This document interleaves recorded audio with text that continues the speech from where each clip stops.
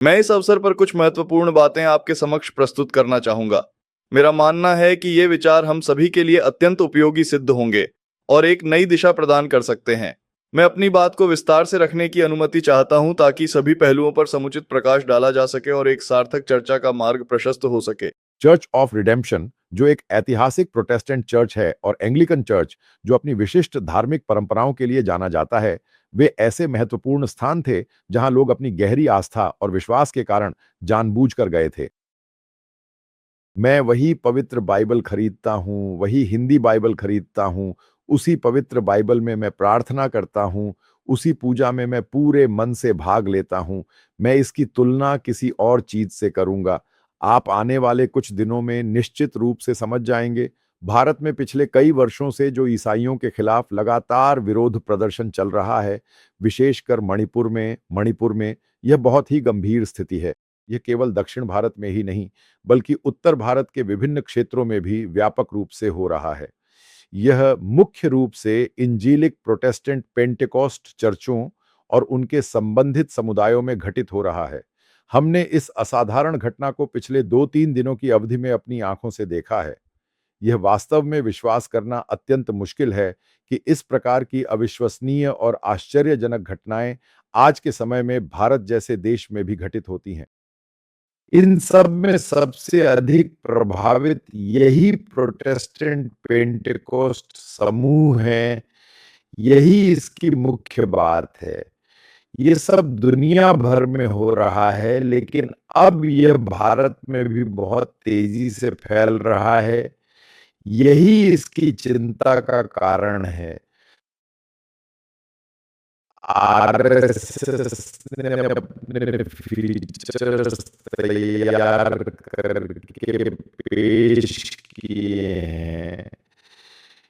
इसका असली मकसद क्या है? इसका मुख्य उद्देश्य क्या है? न्यूयॉर्क टाइम्स में वैश्विक स्तर पर न्यूयॉर्क टाइम्स सबसे अधिक पहचाना जाता है। इसके अलावा केरल में सबसे अधिक पहचाना जाने वाला आयोजक जनन टीवी नहीं, बल्कि जन्मभूमि है। ये खबरें भारत के अखबारों से आ रही हैं। एक पत्रकार के रूप में वह एक वैश्विक मीडिया है, यानी दुनिया के लोग ये नहीं कहते कि यह सच है। मुझे ये पूरी तरह से पता है कि यही मुख्य बात है, क्योंकि जो लोग विशेष रूप से भारत में पले बढ़े हैं, उनके लिए हमारे पास भारतीय मीडिया के लिए वैश्विक स्तर पर स्वीकार्यता बिल्कुल भी नहीं है। निश्चित रूप से एनडीटीवी का प्यार और स्नेह इसे बहुत अधिक लाता है। फिर एनडीटीवी के पास न तो कोई संपत्ति बचेगी और न ही अन्य गंभीर समस्याओं से छुटकारा मिलेगा। तो यहाँ की पत्रकारिता को वैश्विक स्तर पर निर्णय लेने वाले महत्वपूर्ण व्यक्तियों और संस्थानों द्वारा स्वीकार नहीं किया जाता। ऐसे में न्यूयॉर्क टाइम्स, जो कभी एक बहुत बड़ा आयोजन और एक महत्वपूर्ण वैश्विक घटना थी, उसे भारतीय मीडिया ने पूरी तरह से स्वीकार नहीं किया। वैश्विक मीडिया और समाचार एजेंसियों को यह बात खुद स्पष्ट रूप से कहनी चाहिए और इस पर विचार करना चाहिए। पीटीए, रॉयटर्स, एसोसिएटेड प्रेस आदि में काफ़ी अंतर हैं। पीटीए के पास बस उतनी ही जानकारी होती है, बस उतनी ही, बस उसी स्तर तक। इसके बाद आप आगे नहीं जा सकते। जो खबरें समाचार एजेंसियां पीटीए को देती हैं, वे उन्हें अपने रिपोर्टरों से सत्यापित करवाएंगे, क्योंकि यहाँ दिल्ली में न्यूयॉर्क टाइम्स का एक बड़ा दफ्तर और एक बड़ा विभाग है। यह कोई छोटी बात नहीं है, बल्कि एक बहुत ही महत्वपूर्ण और गंभीर विषय है। इसे वैश्विक स्तर पर व्यापक रूप से मान्यता प्राप्त है। वे लगातार 4 दिनों से राष्ट्रीय स्वयंसेवक संघ आरएसएस के बारे में विस्तृत रूप से लिख रहे हैं। उन्होंने विशेष रूप से अमेरिका में आरएसएस एजेंसी को देखकर अपनी सार्वजनिक छवि को बेहतर बनाने और उसे एक सकारात्मक रूप देने के लिए करोड़ों रुपए का एक बड़ा अनुबंध साइन किया है। ये सब पीआर कार्य और लॉबिंग के नाम को बदलने और उसे एक नया आयाम देने के लिए किया जा रहा है। ये गंभीर मामला New York times, Washington post, the telegraph, the guardian, internet politico और प्रतिष्ठित द इकोनॉमिस्ट के साथ भी है। इन सभी प्रमुख अंतरराष्ट्रीय मीडिया आउटलेट्स ने मोदी और बीजेपी पर लगातार हमला किया है, जो ऑपरेशन सिंदूर के बाद से भारत पर लगातार हमला कर रहे हैं। इसी तरह वैश्विक मीडिया द्वारा भारतीय प्रधानमंत्री, आरएसएस और बीजेपी पर इस तरह से अभूतपूर्व हमला पहले कभी नहीं किया गया है। आजकल वीडियो सामग्री बहुत अधिक डिजिटलाइज्ड हो गई है। यदि कोई व्यक्ति एक वीडियो बनाता है और उसे विभिन्न सोशल मीडिया प्लेटफॉर्म पर व्यापक रूप से साझा करता है, तो इसकी लोकप्रियता और प्रभाव अप्रत्याशित होगा। इसकी सफलता की पहले से सटीक भविष्यवाणी करना बिल्कुल भी संभव नहीं है। जो रचनात्मक लोग ये अद्भुत वीडियो बनाते हैं, वही इसे पूरी तरह से शूट भी करते हैं और संपादित भी करते हैं। ये महत्वपूर्ण है कि जो लोग हमला करते हैं, वे इसे अपने ही मोबाइल अकाउंट से अपलोड करें ताकि इसकी प्रामाणिकता अधिक हो। क्योंकि इन सब की पुष्टि करने में बहुत समय लगता है। ये कौन है, कौन-सा संगठन है, इनका पुराना इतिहास, घटनाएँ आदि, क्योंकि ये सब अमेरिकी प्लेटफ़ॉर्म कहलाता है, यही सोशल मीडिया है। मुझे नहीं पता कि इसे किसने अपलोड किया और किसने किया, क्योंकि उनकी सुरक्षा के लिए सोशल मीडिया प्लेटफ़ॉर्म्स को स्कैन करने के लिए उनके पास इतनी सारी गतिविधियाँ होती हैं। तो जब ये सारी घटनाएँ वैश्विक हो गईं, तो मैं एक बात स्पष्ट रूप से कहना चाहता हूँ। नरेंद्र मोदी इस प्रोटेस्टेंट चर्च में डोनाल्ड ट्रंप के खिलाफ गवाही देने गए हैं। ट्रंप एक सच्चे प्रोटेस्टेंट इवेंजलिस्ट हैं। मैंने ये बात पहले भी कई वीडियो में कही है। मुझे ये बात पूरी तरह से ज्ञात है और मैं इस जानकारी से भली-भांति परिचित हूँ। मेरे पास इस विषय पर पर्याप्त ज्ञान और समझ है जिससे मैं ये कह सकता हूँ कि मुझे इसकी पूरी जानकारी है। ये तथ्य या जानकारी मेरे संज्ञान में है और मैं इसे अच्छी तरह से जानता हूँ। इस विषय पर मेरी पकड़ मजबूत है और मुझे इसमें कोई संदेह नहीं है। मैं इस जानकारी को पूरी तरह से समझता हूँ और इसे अपने अनुभव के आधार पर सत्यापित कर सकता हूँ। ट्रंप के भाषण वाले दिन उन्हें एंटी क्रिश्चियन की मोहर दी जाएगी क्योंकि उन्हें इसी तरह की ब्रीफिंग दी गई है। भारत में गौरक्षा समुदाय जैसी विभिन्न जाति समूहों को राजनीतिक वोट के लिए ब्रीफिंग दी गई है। मैं आपको यह विस्तार से बताना चाहूंगा कि अयोध्या आंदोलन, जिसे भारत के इतिहास में एक अत्यंत महत्वपूर्ण और दीर्घकालिक संघर्ष के रूप में जाना जाता है, वास्तव में एक ऐसा आंदोलन रहा है जिसकी शुरुआत कई दशकों पहले हुई थी और यह अनवरत रूप से कई वर्षों तक चलता रहा। इस आंदोलन ने भारतीय समाज और राजनीति पर गहरा प्रभाव डाला है और इसकी जड़ें बहुत पुरानी हैं, जो इसे एक असाधारण और ऐतिहासिक घटना बनाती हैं। भारत ये दुनिया का सबसे बड़ा आंदोलन है, अयोध्या आंदोलन। अयोध्या आंदोलन भारतीय हिंदू समुदाय का ऐसा आंदोलन है जो पूरी दुनिया में फैला हुआ है। ठीक है, उस समय दुनिया में कोई भी हिंदू ऐसा नहीं था जिसने उसमें फंडिंग न की हो। शीला पूजा भारत में ही हो रही है। पत्थर कई जगहों से आ रहे हैं। यही वह चीज है जो हमें भारतीय लोगों के वैश्विक संगठन के साथ करनी है।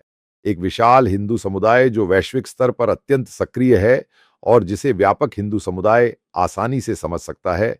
मोदी सरकार ने इस महत्वपूर्ण मुद्दे को बहुत आगे बढ़ाया और अंततः सुप्रीम कोर्ट का ऐतिहासिक फैसला लाया।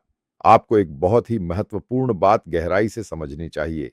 एक शक्तिशाली हिंदू आंदोलन भारत और पूरी दुनिया से लगभग पूरी तरह से मिटा दिया गया था, जो कि एक गंभीर चिंता का विषय है। अब क्या बचा है? अगला आंदोलन था ज्ञानवापी। वहां के मंदिर, मथुरा मंदिर, वह मंदिर, यह मंदिर, वहां वह था, यहां यह था। सरकार ने ताजमहल की तरह कोशिश की।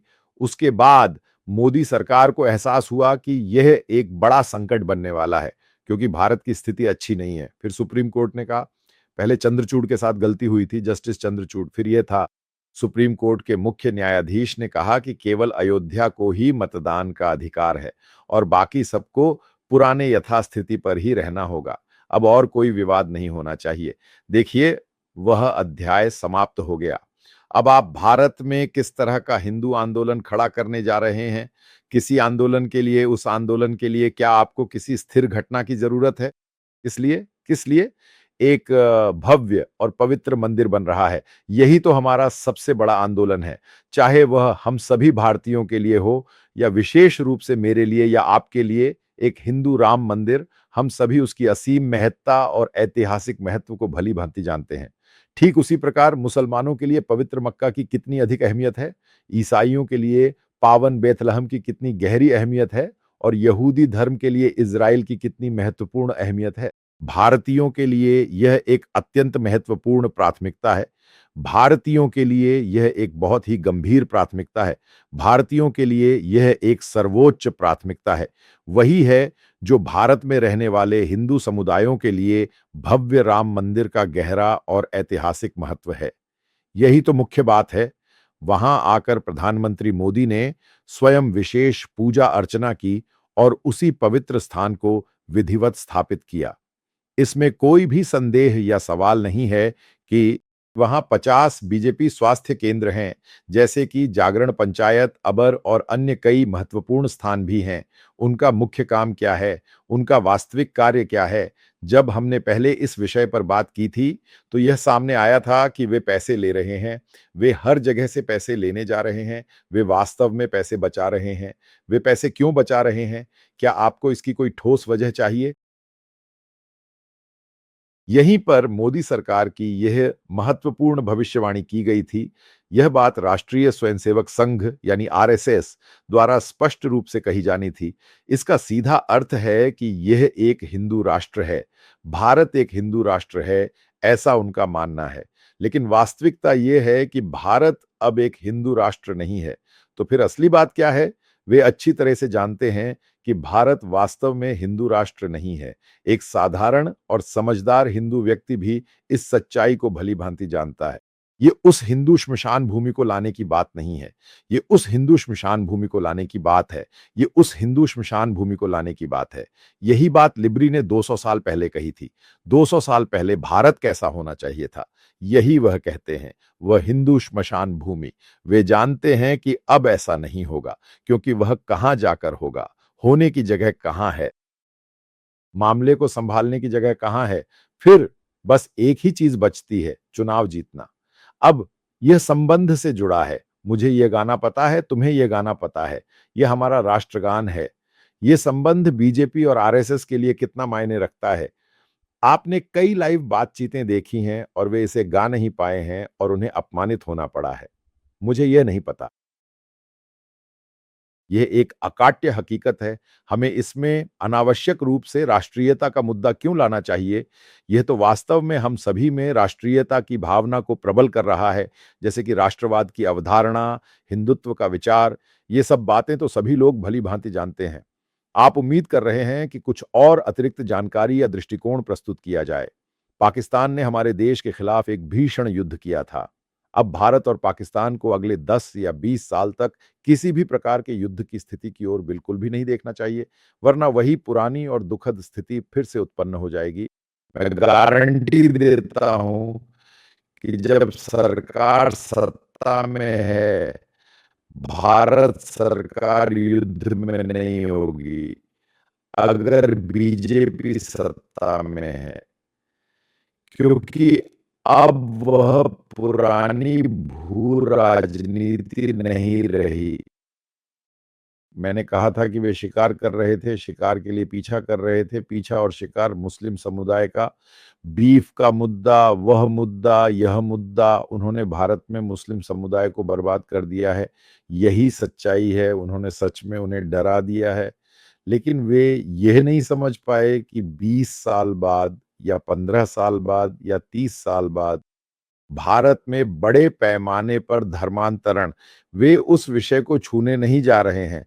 अब उन्हें समझ में आ गया है कि यह एक खेल था जो उन्होंने खेला है। क्योंकि भारत के पिछड़े इलाकों में खासकर अनुसूचित जाति, अनुसूचित जनजाति और अन्य पिछड़ा वर्ग, असल में वहाँ कितने ऊँची जाति के लोग हैं, तो उसी के भीतर मुझे कहना है कि यह एक खेल है जिसे उन्होंने पिछड़े वर्ग में खेलकर जीत लिया है। इसके लिए उन्होंने कई चीज़ें की हैं, उन्होंने इसे बार-बार किया है, उन्होंने इसे कई जगहों पर किया है। लेकिन इतनी सारी समस्याओं के बावजूद 2025 की क्रिसमस रैलियाँ उनके लिए समय की बर्बादी रही हैं। जिन लोगों के पास इतनी सारी समस्याएँ हैं, वे डरते नहीं हैं। इसलिए मैंने पहले कहा था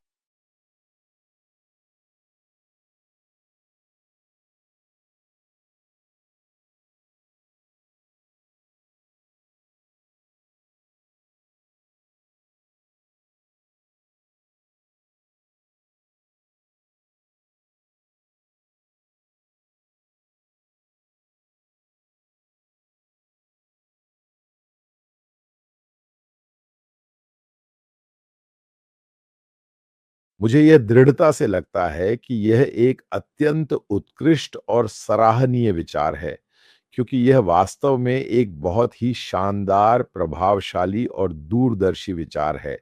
ये इसलिए भी एक असाधारण रूप से अच्छा विचार है, क्योंकि यह वास्तव में बहुत ही सकारात्मक, रचनात्मक और अत्यधिक उपयोगी विचार है। मुझे इस विषय के बारे में कोई जानकारी नहीं है। मेरे पास वर्तमान में वह डेटा या तथ्य उपलब्ध नहीं है, जिनकी आवश्यकता इस सवाल का सटीक और संतोषजनक उत्तर देने के लिए होगी। मैं इस मामले में पूरी तरह से अनभिज्ञ हूँ और मेरे पास कोई भी प्रासंगिक विवरण या स्पष्टीकरण नहीं है, जो आपकी सहायता कर सके। मेरी वर्तमान जानकारी के अनुसार, मैं इस प्रश्न का समाधान करने में असमर्थ हूँ, क्योंकि मेरे ज्ञान का दायरा इस बिंदु पर सीमित है। मुझे खेद है कि मैं आपकी अपेक्षाओं को पूरा नहीं कर पा रहा हूँ, लेकिन मेरे पास इस समय कोई भी उपयुक्त प्रतिक्रिया नहीं है।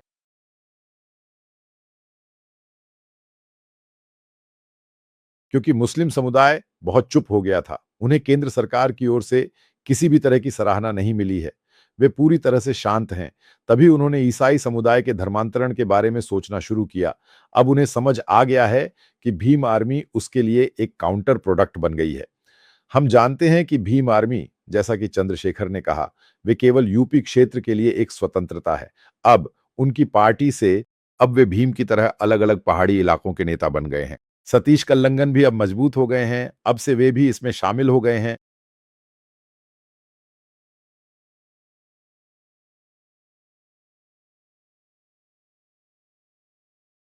भीम जैसे अब बट्टीवाला इलाके के लोग नेता बन गए हैं।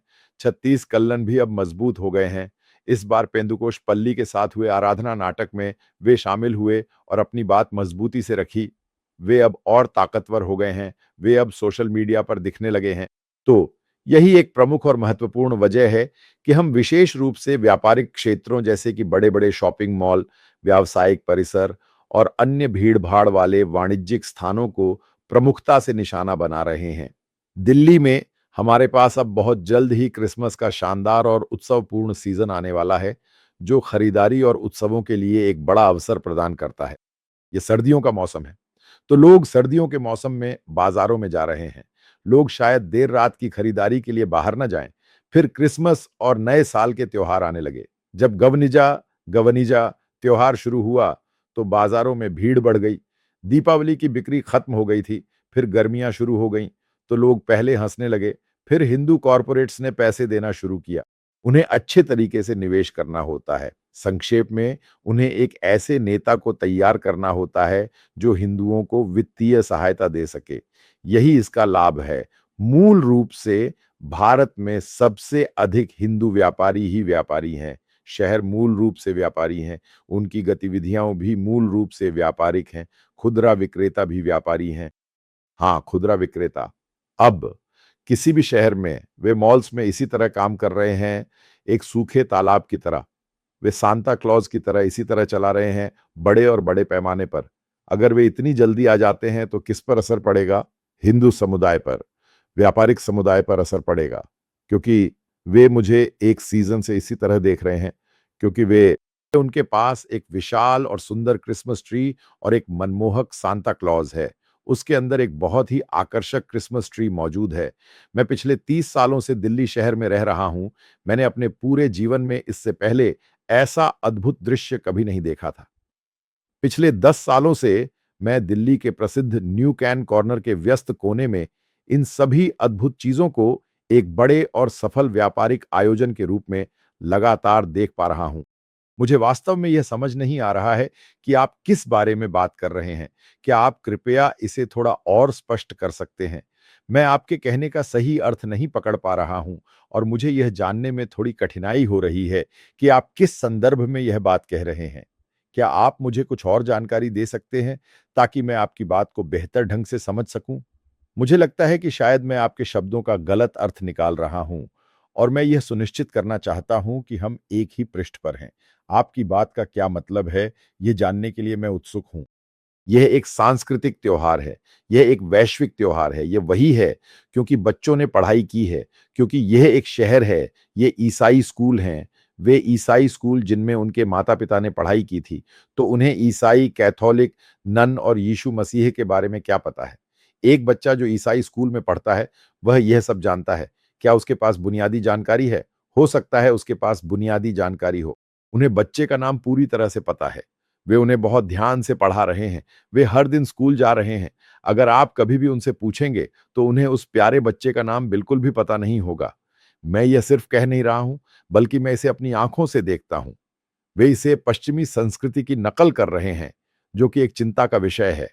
आप इस स्थिति को बदल सकते हैं और पूरी लगन से हिंदी सीख सकते हैं, जिससे हमारी संस्कृति और भाषा को बढ़ावा मिलेगा। मुझे नहीं पता क्यों शहर की आबादी बीजेपी है। मोदी ने क्यों कहा कि किसी ने कभी हिंदी में जाने के बारे में नहीं सोचा, क्योंकि उन्हें यह नहीं पता कि अगर वे हिंदी सीखते हैं, तो वे वैश्विक स्तर पर कहीं नहीं जा सकते। उनके पास भारत जैसी नौकरियां हैं। मैं आपको एक बात बताऊंगा जो मैंने तब समझी, जब मैं लगभग 6 से 7 महीने बेंगलुरु में था। बेंगलुरु शहर में लगभग 10% लोग हिंदी नहीं जानते, क्योंकि उबर, स्विग्गी और जोमाटो जैसी लोकप्रिय डिलीवरी सेवाओं में हम हमेशा ही बहुत तेजी से इधर-उधर भागते रहते हैं। यह एक अटल और कड़वी हकीकत है, यानी उन्हें अपनी ही चीजों में सबसे ज्यादा गहरी दिलचस्पी है, या उनकी नजरें केवल अपनी ही चीजों पर पूरी तरह से टिकी रहती हैं। कन्नड़ लोग इसे अंग्रेजी में एक विशेष मुहावरे के साथ कहते हैं, क्योंकि बेंगलुरु में, विशेष रूप से चारिस्ती जैसे व्यस्त इलाकों में, वे निश्चित रूप से समझ जाएंगे, क्योंकि यह बेंगलुरु की एक अनूठी और अद्भुत खासियत है। यह एक ऐसी हकीकत है जिसे हर कोई महसूस करता है और स्वीकार करता है। इसी तरह जब हम दक्षिण भारत के एक और महत्वपूर्ण शहर चेन्नई जाते हैं, तो वहां के लोग भी आश्चर्यजनक रूप से हिंदी में बातचीत कर सकते हैं, जो कि एक सुखद अनुभव होता है। यही हकीकत है। अगर ऐसा होता, मुंबई होता तो इसमें कौन शामिल होता? अगर ऐसा होता, मराठी होती तो इसमें कौन शामिल होता? अगर हिंदी होती तो इसमें कौन शामिल होता? इसकी क्या ज़रूरत है?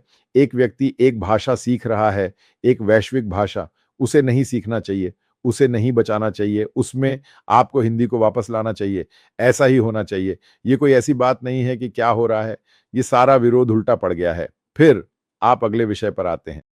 ये मूल रूप से संघ परिवार का एजेंडा है। तमिलनाडु और कर्नाटक में कितने लोग हिंदी जानते हैं? दक्षिण भारत के राज्यों में कितने लोग हिंदी जानते हैं? ये पूरी तरह से बकवास है। हमारे पास भारत में एक बहुत ही मजबूत और ऐतिहासिक नींव है। उस महत्वपूर्ण नींव को किसी भी कीमत पर नष्ट करने की कोशिश बिल्कुल मत करो। उस मजबूत नींव में कई विभिन्न और समृद्ध भाषाएं समाहित हैं। तो कृपया लोगों के लिए इन भाषाओं में आपस में संवाद करना बिल्कुल भी मुश्किल मत बनाओ। अगर वे हिंदी सीखना चाहते हैं, तो उनके पास और भी कई सारे विकल्प और अवसर उपलब्ध हैं। इसमें वास्तव में क्या कहा जा रहा है? यह एक झात तथ्य है कि हिंदी फिल्में देखने वाले लोग सबसे ज्यादा और सबसे प्रभावी ढंग से हिंदी सीखते हैं। मैंने अमेरिका में बहुत सारे गुजराती लोगों को वास्तव में देखा है और उनसे मिला भी हूं। वे भारत आए हैं, उन्हें केवल 2 महत्वपूर्ण विकल्प दिए गए थे। मैं आपको बताना चाहता हूं कि मैं 2 महत्वपूर्ण भाषाएं बोलता हूं। इनमें से एक भाषा हमारी प्यारी गुजराती है, जो मेरी मातृभाषा भी है, और दूसरी भाषा है अंतर्राष्ट्रीय स्तर पर बहुत ही उपयोगी और व्यापक रूप से बोली जाने वाली अंग्रेजी। मैं आपको एक बहुत ही महत्वपूर्ण बात स्पष्ट रूप से बता सकता हूं। मैं पिछले 60 से 65 सालों से एक सच्चा और गर्वित गुजराती हूं, और यह मेरी पहचान का एक अभिन्न अंग है।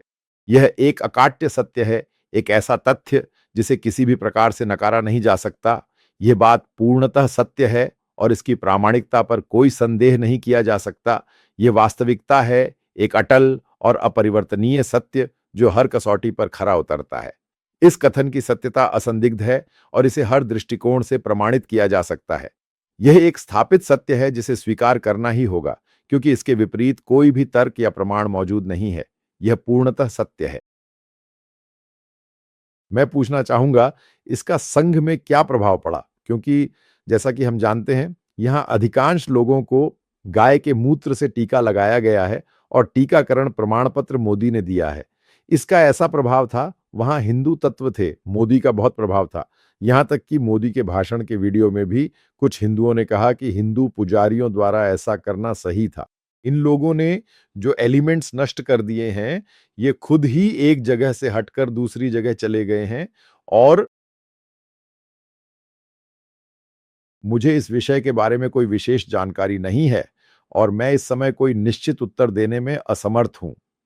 मेरे पास इस प्रश्न का समाधान करने के लिए पर्याप्त तथ्य या विवरण उपलब्ध नहीं है।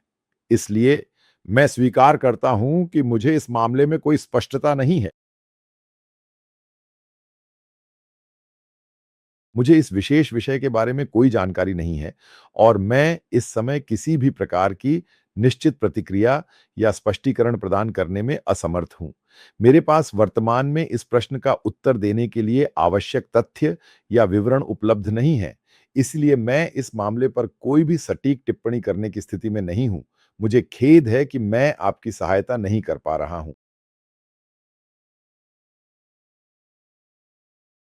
इनका एक स्पष्ट और सुनियोजित एजेंडा है। इनका एक बहुत ही गहरा और दूरगामी एजेंडा है। ये लगातार यह कह रहे हैं कि भारत आखिर 200 साल पीछे क्यों नहीं जा रहा है, क्यों अपनी पुरानी स्थिति में वापस नहीं लौट रहा है। ये इस बात को लेकर कोई जागरूकता क्यों नहीं ला रहे हैं, क्यों लोगों को इस दिशा में प्रेरित नहीं कर रहे हैं। ये वास्तव में हमारी संसद को पूरी तरह से बदलना चाहते हैं, उसकी कार्यप्रणाली और संरचना में आमूल-चूल परिवर्तन लाना चाहते हैं। ये समाज में एक विशेष प्रकार की जागरूकता लाना चाहते हैं, जो उनके एजेंडे के अनुरूप हो और देश को उनकी इच्छित दिशा में ले जाए। ये बिल्कुल भी सत्य नहीं है। जो बात कही जा रही है, वह वास्तविकता से मेल नहीं खाती। ये धारणा या विचार पूर्णतः असत्य है और इसे स्वीकार करना उचित नहीं होगा। वास्तविकता इसके विपरीत है और यह समझना महत्वपूर्ण है कि यह स्थिति वैसी नहीं है जैसा कि बताया जा रहा है। ये दावा निराधार है और इसे किसी भी प्रकार से प्रमाणित नहीं किया जा सकता। यह कथन सत्यता से परे है और इसे गलत समझा जाना चाहिए। कुछ ऐसे लोग जो पटलम सेना से सम्मानपूर्वक रिटायर हो चुके हैं, उन्हें अपने जीवन में हर दिन एक नई लड़ाई लड़नी पड़ती है। ये सिर्फ एक दिन की बात नहीं है, बल्कि उन्हें प्रतिदिन संघर्ष करना पड़ता है। कुछ लोग ये कहते हैं कि पटलम अब रिटायर हो गई है, लेकिन वास्तविकता ये है कि उनका चैनल हर दिन बदल जाता है और उन्हें नए सिरे से शुरुआत करनी पड़ती है।